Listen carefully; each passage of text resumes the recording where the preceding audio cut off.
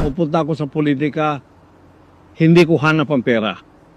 Hindi ko hanap ang katanyagan. Nasa akin na po lahat yun. Bakit hindi mo kaya ibalik yung mga pera ng taong bayan na binigay sa inyo dahil sa panluloko ninyo sa pamamagitan ng pang-i-scam ng mga membro mo na nagkukunwaring mga disabled? Ibigay mo doon sa mga totoong mga maralita. Kahit wag na doon sa mga mayayaman. Doon na lang sa mga maralita na naloko ninyo, nagoyo ninyo.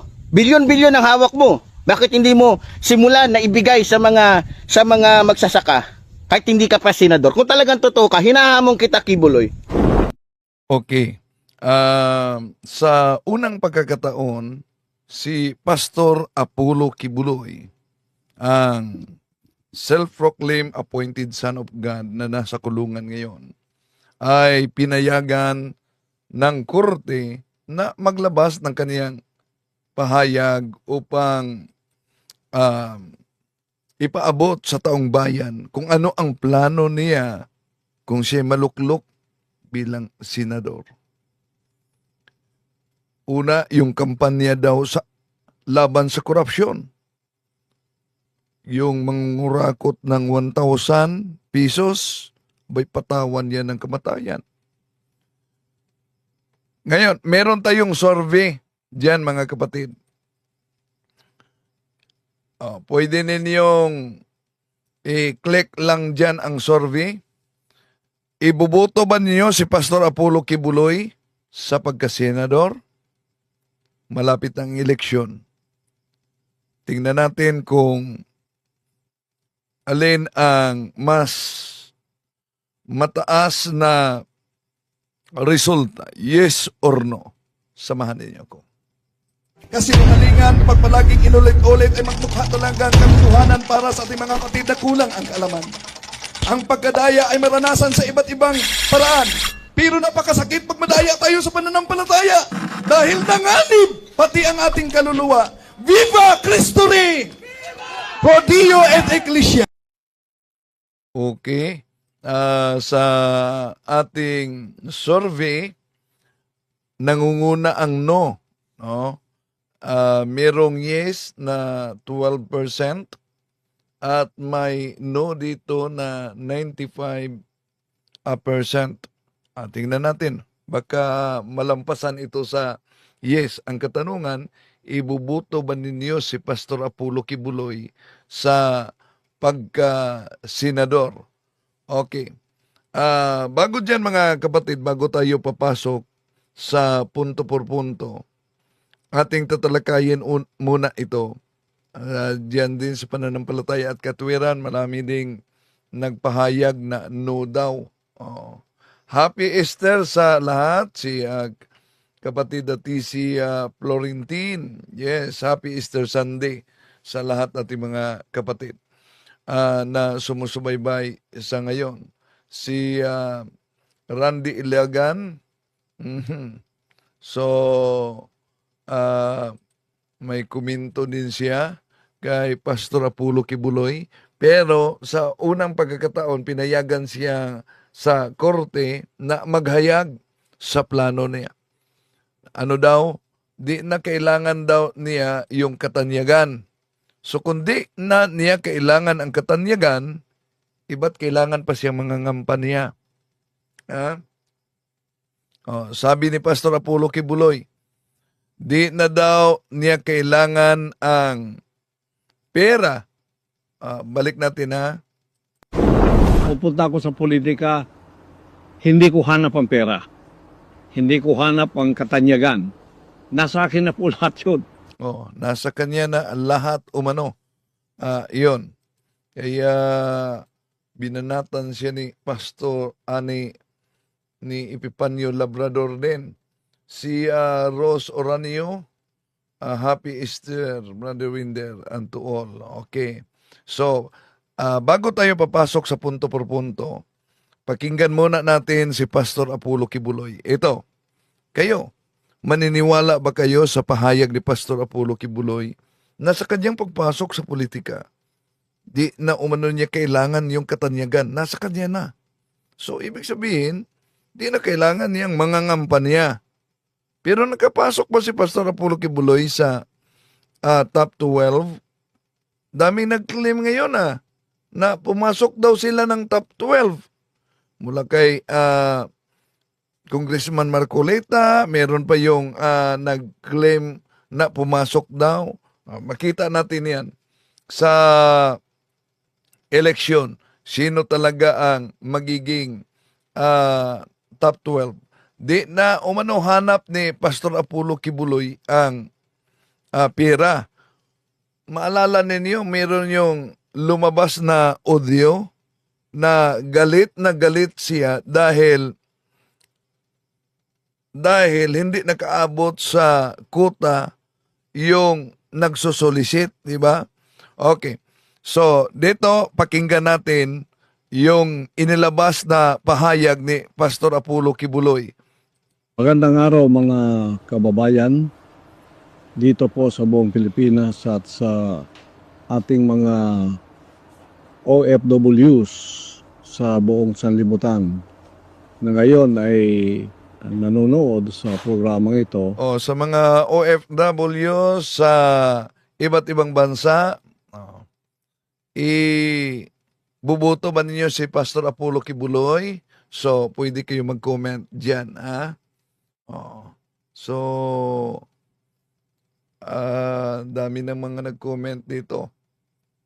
Lisod kasulod ning duha, kasulpot sa Senado. Okay, tuloy natin. Kung saan ako ay pinayagan muli ng korte upang makapagbigay ng isang video message sa inyo pong lahat. Kinalulungkot ko po na baka hindi ako payagan sa face-to-face debate, pero sa kabutihang palad ako'y binigyan ng pagkakataon ng korte na makapag-video message sa inyong lahat. Ang una-una ko pong advokasya, ako'y magtatrabaho po. Pupunta ako sa politika, hindi ko hanap ang pera. Hindi ko hanap ang katanyagan. Nasa akin na po lahat yun.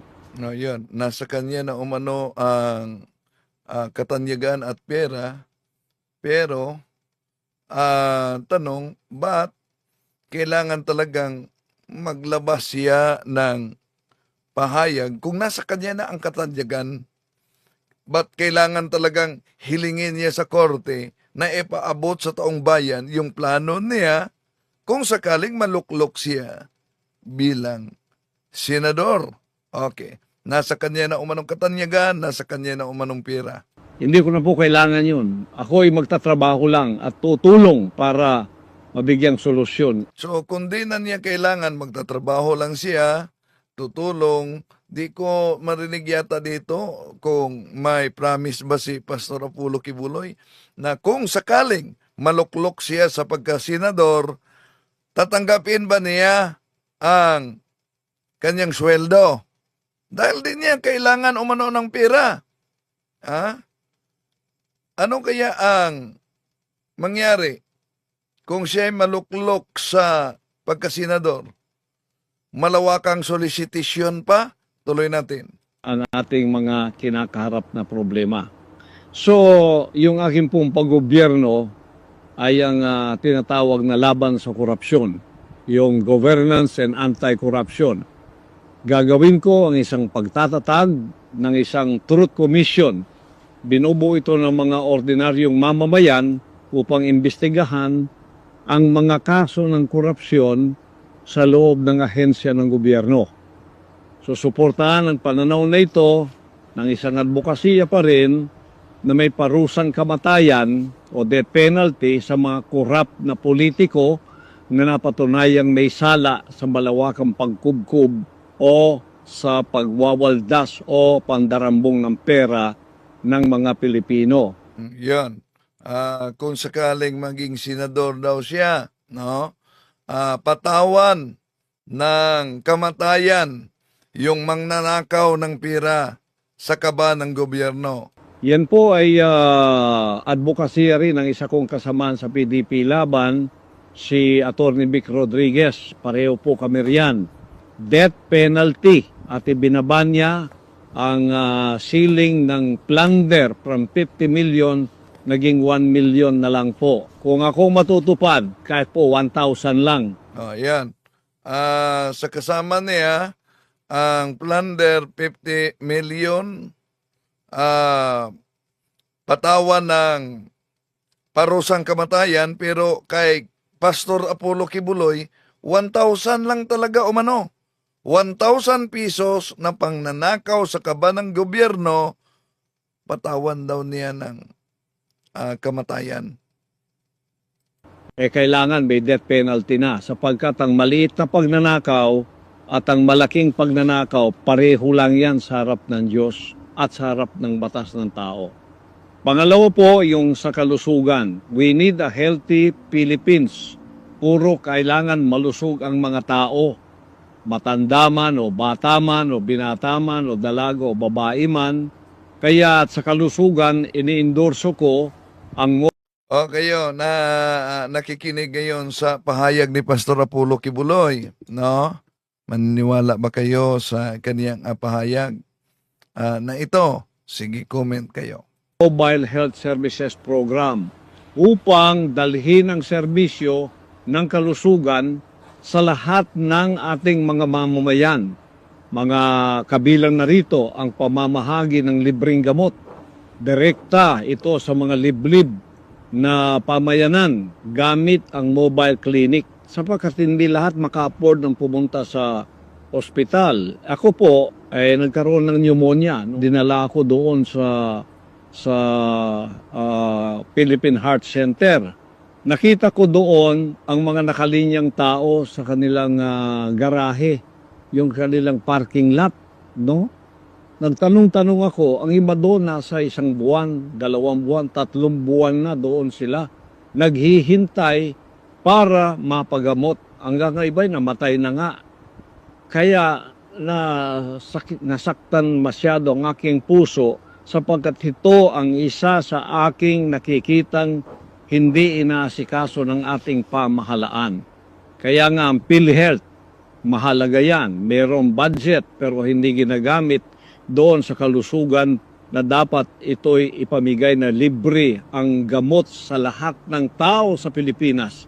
Bilyon-bilyon po ang pera natin yan, ngunit hindi ginagamit sa wasto.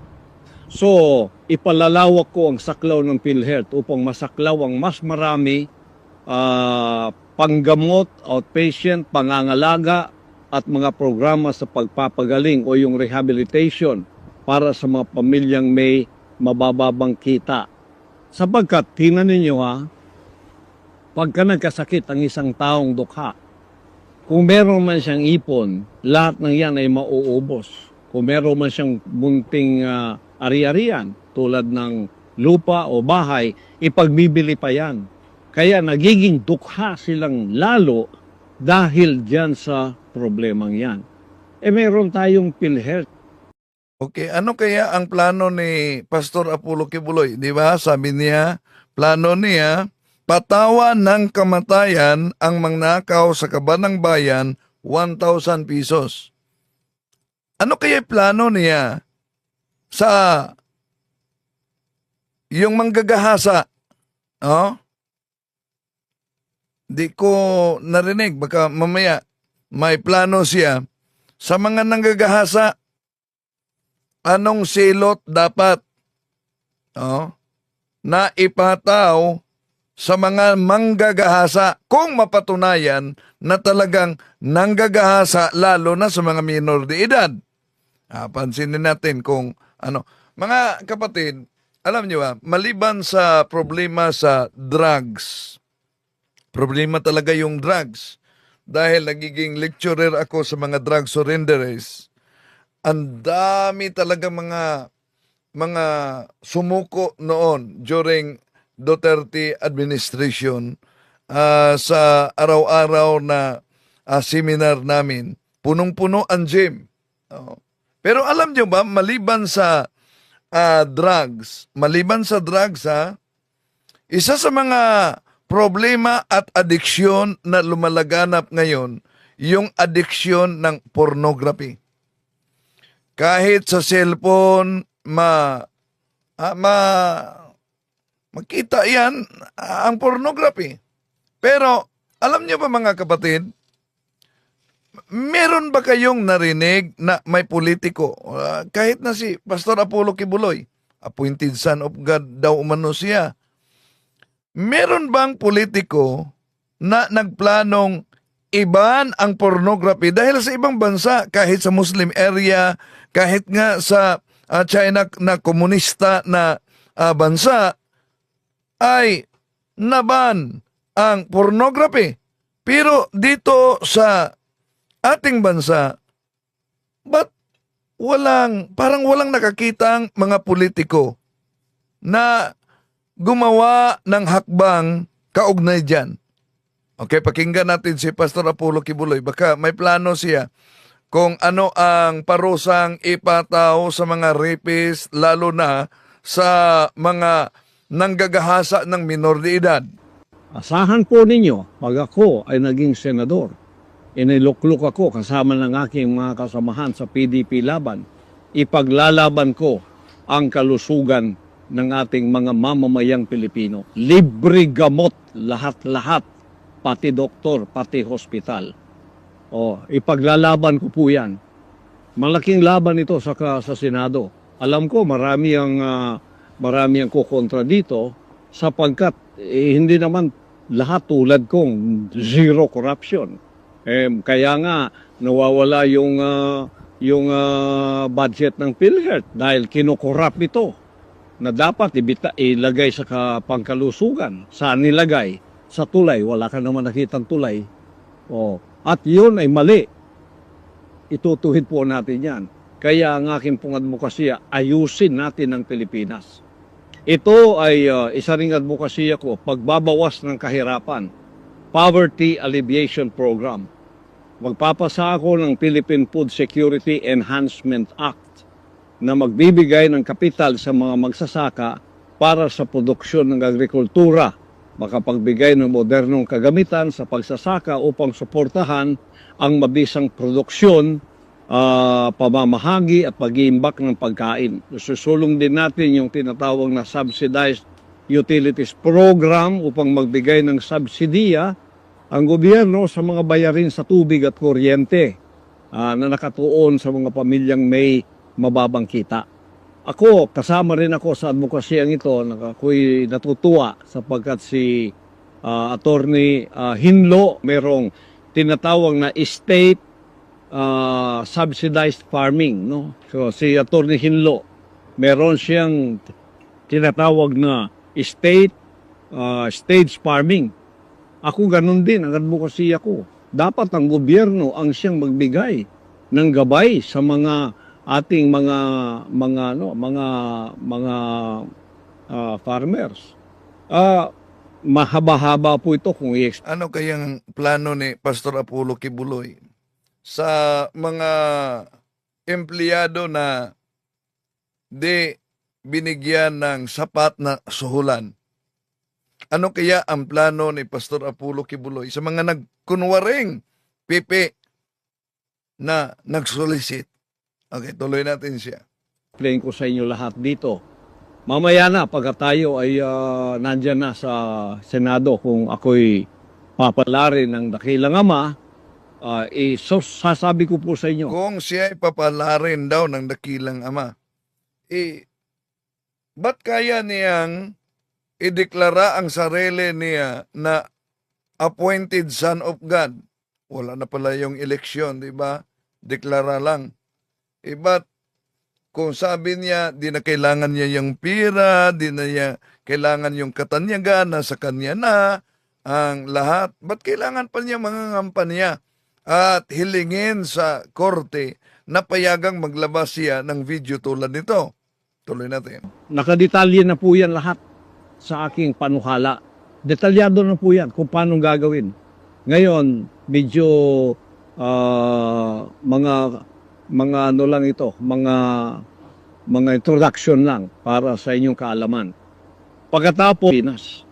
Kasi nakita ninyo, ang edukasyon natin, napakababa. Marami ang college graduate pero hindi naman makapagtrabaho.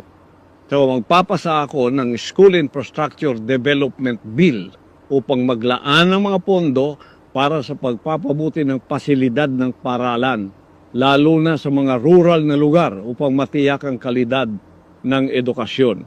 Magpapasa rin tayo ng Patriotic Curriculum Act na naglalayong magbigay ng libreng kalidad na edukasyon na nagtutuon sa pagpapalakas ng makapilipino at paglaban sa mga negatibong ideolohiya tulad ng mga komunista. Iyan ay aking advokasya kahit sa aking pong paaralan na itinayo, ang Jose Maria College Foundation Incorporated. Kita ninyo dyan, napakarami ko na pong advokasya para sa ating mga Pilipinong kabataan para maging lawyer, maging abogado, pipili lang sila ng kurso nila. Iyan po ay libre lahat sa akin pong pangangalaga sa JMCFI. At yan, kung ako ay may luluklok bilang isang senador, palalawakin ko yan. Paaralin natin ang napakaraming mga patriotic Filipinos na magkaroon sila ng curriculum.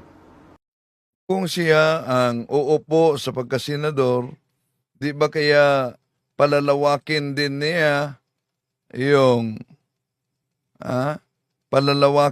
yung solicitation? Okay, tuloy natin. Na magiging mahal nilang Pilipinas at mailayo sila sa mga nakakasirang ideolohiya na nagtatanim ng galit o hate.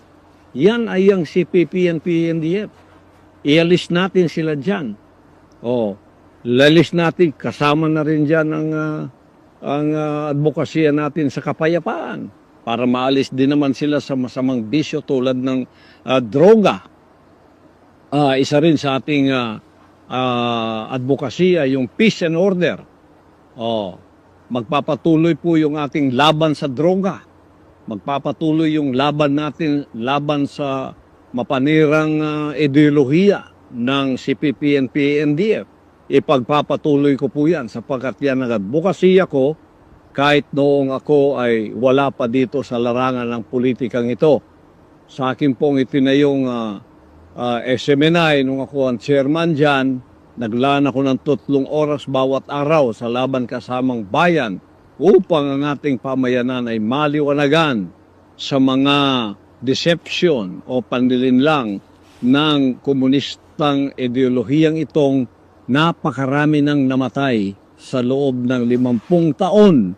Ganon din karami ang namatay, mga 50,000 na ang patay.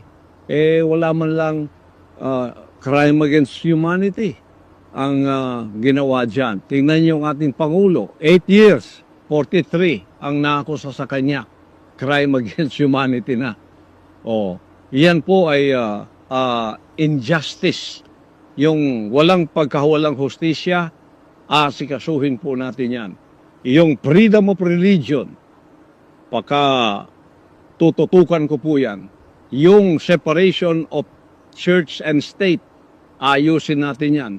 At ang hustisya, ibibigay natin. Di ba maayos ang batas kaugnay sa separation of church and state? Dahil ba siya'y hinuli? Dahil ba meron siyang patong-patong na kaso? Ito ba'y violation sa separation of church and state? Aayusin daw niya. Diyan sa larangang yan. Sapagkat ang aking kongregasyon at ako ay nakatikim na po ng injustice. Biro ninyo, nilapastangan ang aming compound. Ba sinabing injustice ni Pastor Apollo Kibuloy yan? Na meron siyang warrant of arrest pero ayaw niyang, di ba, ang dami niyang mga abogado, ayaw niya talagang magpadakip noon. Kaya sa pilitang pinasok para mahuli si Pastor Apollo Kibuloy. Pagkatapos, sisigaw siya na injustice daw. Nilapastangan ng bakay-sambahan. Wala naman silang matuwid na katuwiran upang pumasok at lapastanganin ang mga banal na dakong tulad nito. Anong sinabing walang matuwid na reason na pumasok na siya ang hinahanap dahil siya ay nagtatago? Di ba ba, nauna nang sinabi niya na may mga itim na langgam, pulang langgam na nagbabantay sa kanya at di daw umano siyang magpapahuling buhay. Oh. Kaya nga, pinasok ang kaniyang pinagkukutaan para madala siya sa hostisya. Okay, tuloy natin. Kaya ipaglalaban ko ang religious freedom. Puprotektahan ko ang lahat ng mga relihiyon basta't pagkilala sa Diyos at merong kabahagian. Protektahan daw niya ang lahat na relihiyon sa religious freedom. And then, ngayon, how about ang kay Eliseo Soriano na napaka-vice-friend mo? How about sa Iglesia ni Cristo? Na binanatan mo rin sa programa mo. Ang Iglesia Katolika na grabe din ang banat ni Pastor Apollo Kibuloy. Kaya nga sinagot natin. No? So, sa pamamagitan daw ng separation of church and state, protektahan niya. Sa anong paraan? Tuloy natin. Sa relihiyon, ipagtatanggol ko anuman ang inyong relihiyon ay hindi pwedeng gawin ang ginawa sa Kingdom of Jesus Christ. So ipagtatanggol daw niya. Kahit anong relihiyon, di pwedeng gawin yung ginawa sa Kingdom of Jesus Christ. Una, kung balikan natin ang ginawa sa mga pulis sa Kingdom of Jesus Christ, may warrant of arrest si Pastor Apollo Kibuloy. Nauna nang nagpahayag siya, hindi siya magpapahuling buhay. Anong ibig sabihin niya kung para di na masundan ang ginawa sa pagpasok ng PNP sa Kingdom of Jesus Christ? Ibig ba sabihin kung sakaling may mga pastor, may mga ministro, may mga pare na may patong-patong na kaso, di pwedeng hulihin dahil protektahan niya. Ibig ba sabihin yun po'y violation na ng separation of church and state? Tuloy natin siya. Paglapastangan, pag-abuso ng gobyerno o ng pamahalaan. Isa po yan sa mga drive natin. Ngayon, ako po ay mukosiri ng kalinisan ng kapaligiran. Ilulunsad ko ang Greening and Beautification Project. Kabilang ng pagtatanim ng puno, mga bulaklak, pagpapakalat ng mga buto at bulaklak upang mapalakas ang biodiversity. Sasagawa ko ang National Cleanliness Drive na mag-iempleyo sa mga walang trabahong Pilipino upang panatilihin ang kalinisan sa buong bansa. Susulong din natin ang turismo. Ang propose ko na Tourism Connectivity and Enhancement Act upang lumikha ng isang modernong network ng transportasyon kabilang ang sistema ng bullet train at kalsada na nag-ugnay sa mga pangunahing sentro ng turismo. At yan ay i-apply natin sa buong Pilipinas, lalong-lalo na sa napag-iwanan na isla ng Mindanao na tinatawag nilang Sub-Sahara Mindanao. Hindi na po maging Sub-Sahara to sapagkat ito ay magkakaroon ng modernong transportasyon, lalo na mga train systems natin na siyang magbibigay ng mobilization sa ating pamayanan at ng kanilang mga produkto. At nakadetalye na po lahat yan. Hindi ko lang pwedeng sabihin lahat dito. Ito lang mga headings ang sinasabi ko para sa inyo. Pagkatapos, ang kapakinabangan ng mga OFWs natin. Lilikha ko ng OFW Retirement Security Act na magtatatag ng isang mandatoring pensyon na may kontribusyon ng gobyerno at ang employer. Isusulong ko rin ang tinatawag na Retirement Savings Program, RSP, kung saan magkakaroon ng tax incentives ang mga OFWs katulad ng tax deductions para sa kanilang kontribusyon at tax benefits on withdrawals. Pagsasabatas ng mandatoring pagtalaga ng legal at medical attaches sa bawat konsulado o diplomatikong post upang may kaagapay ang ating mga OFW sa panahon ng kagipitan at pangangailangang medikal o legal. Yan ang aking mga iilan lamang sa mga advokasya ko. Sa akin po ang pagkakulong dito, mga 70 na po, 70 ang bill na nagawa ko. Isusulong ko ito upang maging batas diyan sa Senado kasama ng aking mga kasamahan. Kaya both straight PDP laban. Bakit po straight PDP laban? Para tuloy-tuloy po ang aming mga advokasya. Walang kokontra, walang kakalaban. Kami pong lahat ng kakaisa riyan. Pagkatapos, siguridad pa rin ito ng ating Vice President na pinaginitan ng mabuti.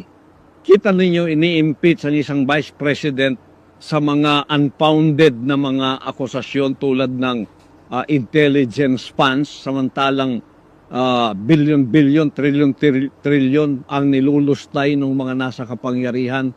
Wala namang mga pagtawag sa Kongreso upang ito'y imbestigahan.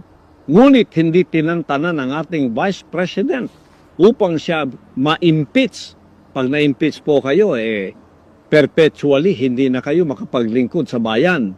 Hindi na kayo pwedeng maglingkod pa. Perpetual po yan. O kaya habang buhay, hindi ka na pwedeng pumasok pa sa paglilingkod sa bayan. Yan ang gusto nilang mangyari kay Vice President Sara Duterte. Kaya pag straight vote po kami sa PDP laban, ang boto namin ay siyam. Kailangan ng siyam na boto ng mga senador upang hindi po ma-impeach ang ating Vice President Sara Duterte. Kami po yun. Kaya wala pong magmamaliw, straight tayo. Huwag na po kayong lumingon pa sa iba. Straight tayo. Kung mahal ninyo si Vice President Sara Duterte, straight po ang ating pagboto. At yan ay meron kaming special sample ballot na ipamimigay sa inyo para hindi ninyo makalimutan ang mga pangalan at number noong aking mga kasamahan. Ako po si Pastor Apollo Kibuloy, number 53 sa inyong balota. Huwag po ninyong kalimutan, number 53 sa inyong balota. Kasi kung di na kailangan niya yung katanyagan dahil nandyan na umano sa kanya. Di na niya kailangan yung pera dahil nandyan na umano sa kanya. Di ko yata narinig na sinabi ni Pastor Apollo Kibuloy dito na ayaw niya tatanggapin yung kanyang sweldo kung sakaling magiging senador siya. Di po ba? Di na niya kailangan ng pera? Okay. So, yun ang kanyang hiling na ibuto daw umano lahat. Ibuto lahat. Straight. Pati si Pastor Apollo Kibuloy. So, ano ang masasabi ninyo? Maniniwala ba kayo sa pahayag ni Pastor Apollo Kibuloy? Sige, paki-comment diyan. Si Jimmy Bondoc po, number 10. Si Bato de la Rosa, number 22. Si Bongo, number 28. Huwag niyong kalilimutan. Si J.B. Hinlo, number 30. Si Raul Lambino, number 34. Si Rodante Marcoleta, number 38. Si Doc Marites Mata, number 42. At pagkatapos, number 56 po, si Atty. Vic Rodriguez. At number 58, si Salvador Philip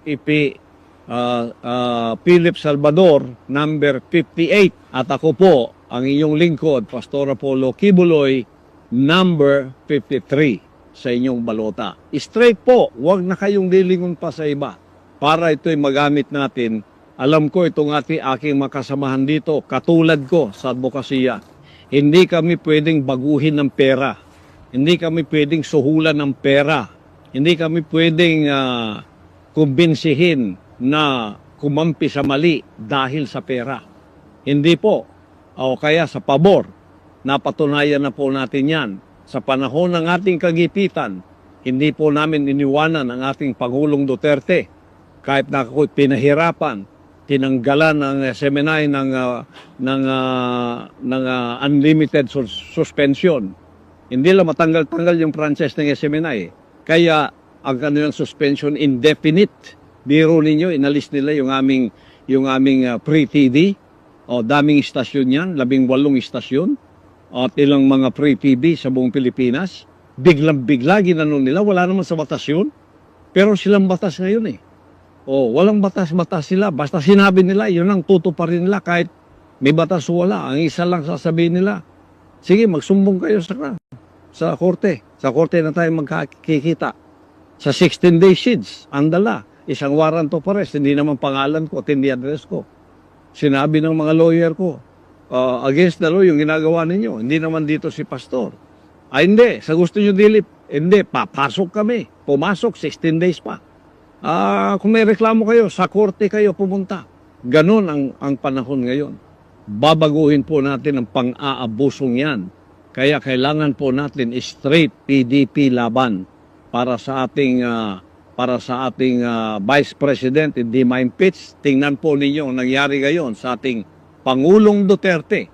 Ang sinabi ko na sa inyo na ako ay gustong extraordinary rendition ng mga puti nung mga panahong ako'y umiiwas. Hindi nila ako nakuha. Ngayon, binigyan ako ng garantiya ng 2 kinatawan sa gobyerno na walang rendition. Kaya lumitaw ako. Ngayon, harapin ko. Lumitaw daw umano siya. Nahuli ka dahil naipit ka na sa paghahanap ng PNP sa iyo. Sa korte. Kasi nung wala pang garantiyang yan, siguradong ibibigay nila ako sa kamay ng mga puti. At ganitong gagawin nila sa ginawa ni Pangulong Duterte. Kaya, ang kapalaran ko at kapalaran ng Pangulong Duterte ay pareho. Nakakulong kami. Nakulong siya doon sa The Hague. Ako nakulong din dito. At ito ay walang mga prosesong tama. Ngunit ito itatama natin So, ano daw? Yung pagkakulong ni Pastor Apollo Kibuloy, wala daw prosesong tama. Ano ang tinutukoy niyang walang prosesong tama na meron namang mga warrant of arrest? Kung tandaan ninyo, yung kaniyang mga kaso, noon pa man sa panahong nakaupo si dating Pangulong Rodrigo Duterte, ang problema lang ay pinatulog yon sa Secretary of Justice noon. Dahil, kung maalala ninyo, yung mga kaso niya diyan sa Davao ay na-dismiss. Pero, di ibig sabihin dahil na-dismiss, wala na. Di nawala ng pag-asa ang mga nagreklamo, kaya sa pamamagitan ng kanilang mga abogado, kanilang dinala doon sa Department of Justice para i-review. Ang problema lang sa mahabang panahon, yung kaso na naidulog sa Department of Justice ay pinatulog. Pinatulog yon.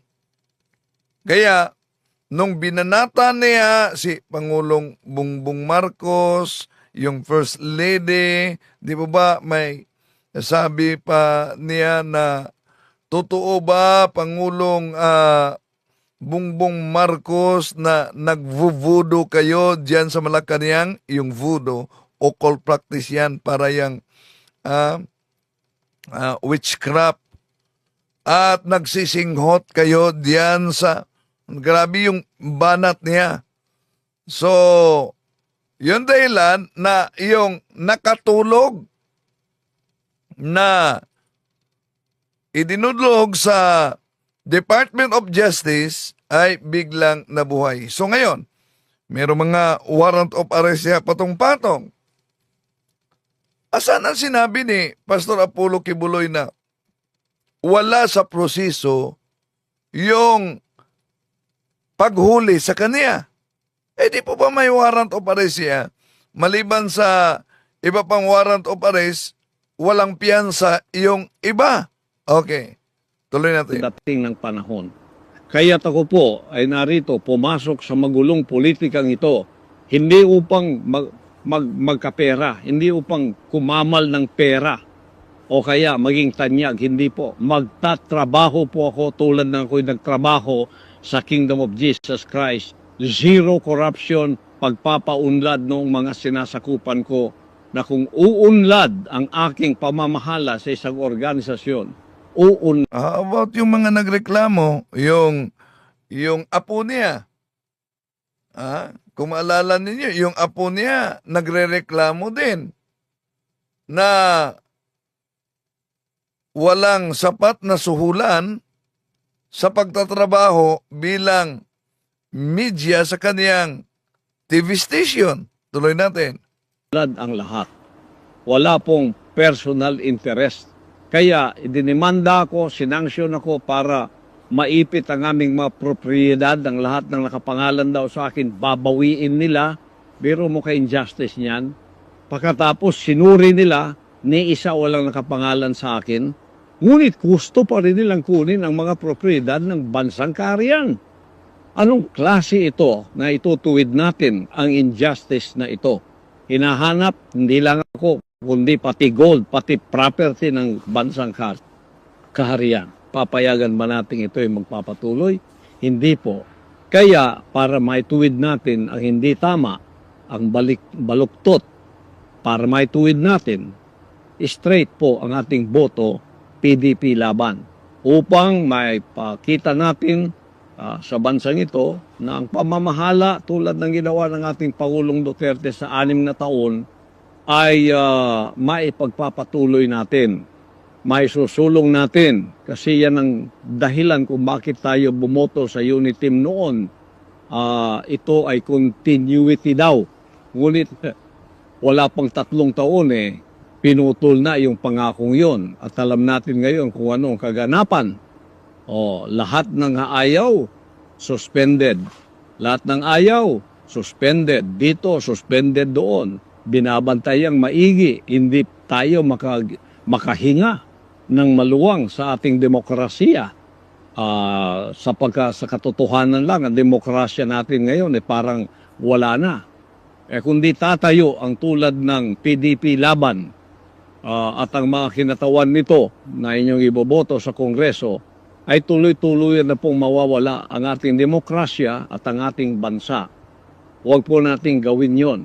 Kaya straight po kayo, PDP laban, at pagpalain kayong lahat ng ating dakilang ama. Panalain natin ang ating Vice Presidente, Sara Duterte, at kasama na rin ang ating Pangulong Duterte.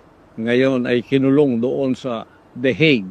At ako'y ipatuloy ninyong ipanalangin na pagkatapos ng mga hearing na ito, makikita ninyo kayong mga lahat ng naniwala ay maliliwanagan kayo pagkatapos nito. Sana before pa naliwanagan na kayo sapagkat pagka ako'y dineclare na inosente ng korte, mapapahiya kayo kasama ng mga nagakusa sa akin. Kaya manalangin po tayo. Ito yung dapat din sa Pilipinas. Huwag nating kalimutan ang Diyos na makapangyarihan ng gumawa sa atin. Huwag natin siyang kaligtaan. Pasalamatan natin siya sa lahat ng ating mga pagkakataong may buhay pa tayo.